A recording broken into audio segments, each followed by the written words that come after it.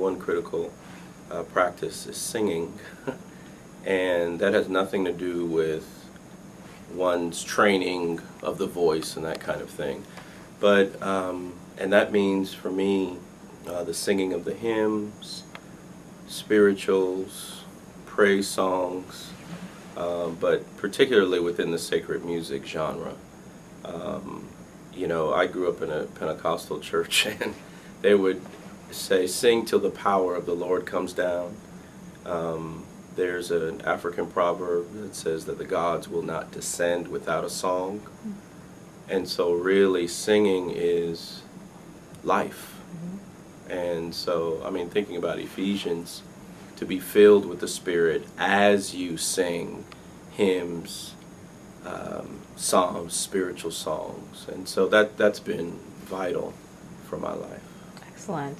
So there are mystics, fathers of the faith, mothers of the faith, who have had their own practice that have inspired us over the years. Do you have someone, and if so, who are they, and what is it that how do they inspire you in your spiritual formation?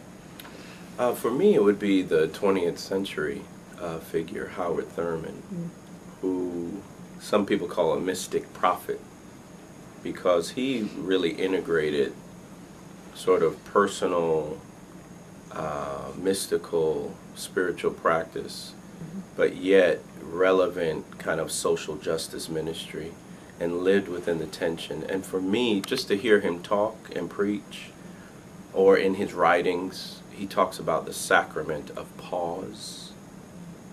And for me, it's that space that is created for God to come in. Just his own sensibility, from what I hear from his recordings and his writings, there's space in his writings for God. So, excellent. Thank you.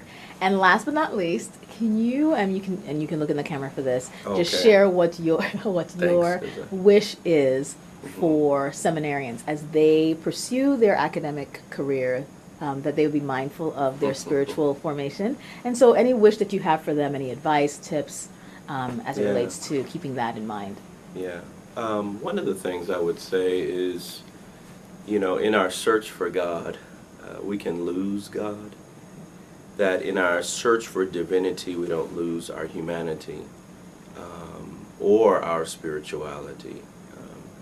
And to be our fully embodied selves, which is an inspirited self.